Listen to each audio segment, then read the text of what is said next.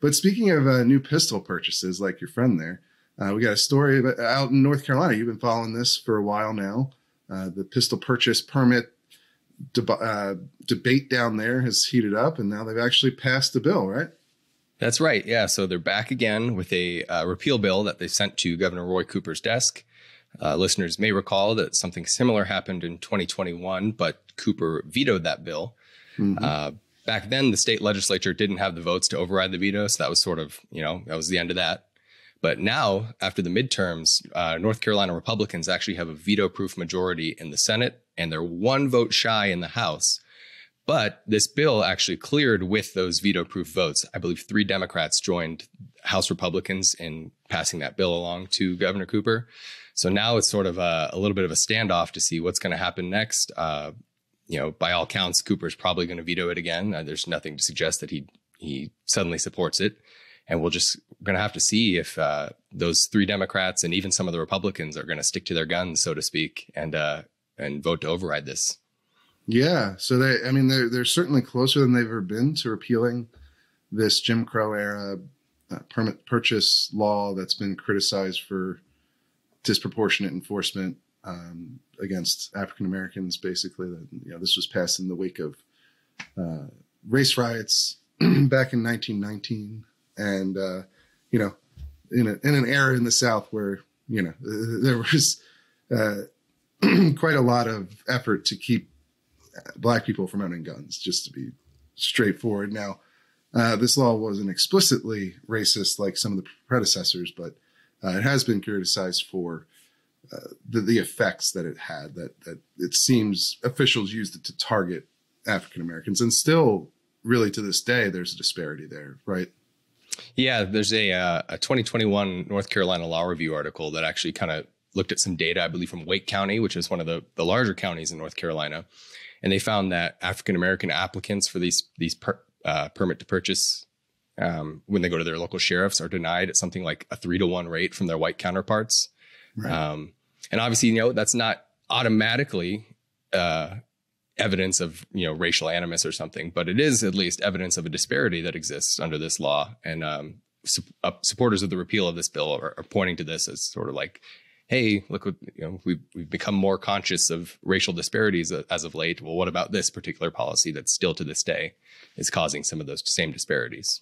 Yeah. And so it's passed with this veto-proof majority, right? That would imply that it has a good chance of making it into law, regardless of what the governor does. However, you wrote in a member's piece this week that might not actually be the case. And there's good reason to think that perhaps it won't survive a veto. Yeah, that's right. So listeners may recall a effort in 2021 in the state of Louisiana, which there's some similarities here. Louisiana is a fairly red state, but also has a Democratic governor, John Bel Edwards. In 2021, they passed a permitless carry bill with, once again, huge majorities, bipartisan majorities, veto-proof majorities the first time around. Edwards, the entire time when they were debating that bill, said, I'm against this, I'm going to veto it. And sure enough, when it got to his desk, he vetoed it. Then the Louisiana legislature brought it back to the floor to try to do a veto override vote. And not only did the Democrats that voted for the bill defect and not vote for the veto, there were actually 3 Republicans that also voted against a veto override, and 1 Republican who didn't even show up for the veto override vote. So clearly there's precedent where just having veto-proof votes the first time around doesn't guarantee that those folks are going to stand firm and stick to their guns when there's a high-profile override vote. And that very well could play out here in North Carolina. Yeah. I mean, it was a bit of a debacle down there in Louisiana when that happened, and they even lost Republicans from the veto override vote. I think that there's probably something to be said about the different issues at stake. One was permitless carry. This one's about repealing permit to purchase law that has those sort of racist roots to it.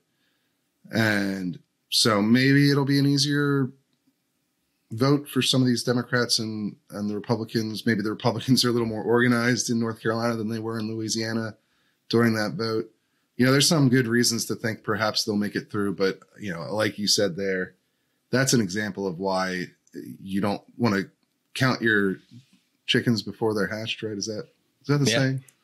Yeah. Right. So there is good reason to think it might not survive too. I mean, it is one thing. It's probably fairly odd to a lot of people who don't follow politics closely, but it's one thing to vote for a bill and approve of a policy. And it's another thing to vote to override your governor when you're of the same party, especially if they're fairly popular, right? He's polls fairly well right now. Yeah, he's above water for sure. There's even been some polls that find him over 50%, and that's pretty good for a Democratic governor in a otherwise red tilted state. Yeah. Of course, maybe he'll change his mind. We don't know. Like you said, he hasn't put out statements like Louisiana's governor did during that bill. Obviously, he's vetoed this bill in the past, but perhaps now with more of his party members on board with the bill, he'll back down. It's obviously, I think there's probably a lot of backroom conversations going on right now about absolutely. The governor doesn't want to get embarrassed by getting his veto override necessarily. And so he's probably trying to figure out if these Democrats will stay on board. Now, there's one Democrat in particular you think that is the key vote here. Yeah, he's sort of an interesting test case. So this Representative Michael Ray is his name. He is a Democrat. He actually co-sponsored a House version of a pistol purchase permit repeal bill, which on its face should indicate, wow, he's willing to put his neck out there and actually co-sponsor a bill to do this. He must really support this policy. Well, when it came time for that bill to actually get a floor vote in the House, he actually voted against his own bill because he said that he heard from sheriffs in his local district that said, hey, we're kind of worried about this policy. I don't know if maybe this is a good idea. And so he voted against it.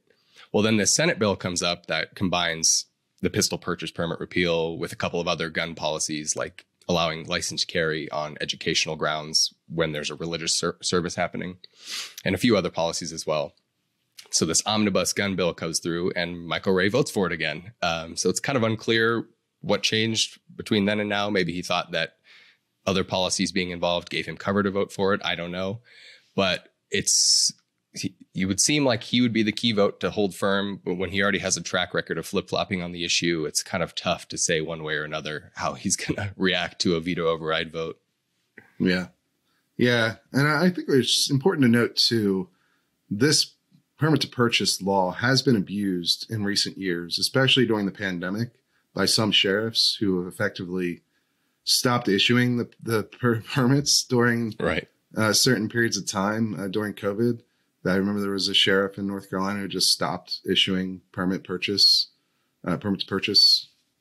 paperwork. He wouldn't, and there was a wait period that lasted for months and months. So, this is not necessarily something where it's a formality that, I'm sure in most of the state it is. The sheriff's not, it's basically just a background check, which already exists on, sales through licensed dealers anyway. But it can be used to just block all gun sales for at least some period of time. That sheriff got sued over that practice and had to back down, but it took a while for that to clear through the courts. So this isn't necessarily a purely symbolic thing to repeal this law. There is a practical impact on whether people can buy guns in certain counties in the state. No, that's right. And it was funny that you bring up the sheriff in North Carolina. I think there's one or two, mostly bigger city sheriffs. And it played out very similar to what we've seen in states like Pennsylvania, where during the pandemic, Philadelphia, for example, with its carry permits, first flat out wasn't issuing them, got sued, then they agreed to issue them. But then they would slow walk the application process where it would take months when it's supposed to, under statute, only take a couple. In North Carolina's case, it's supposed to take 2 weeks to hear back on your pistol purchase permit. And so he was slow walking the processing, and then he got sued again.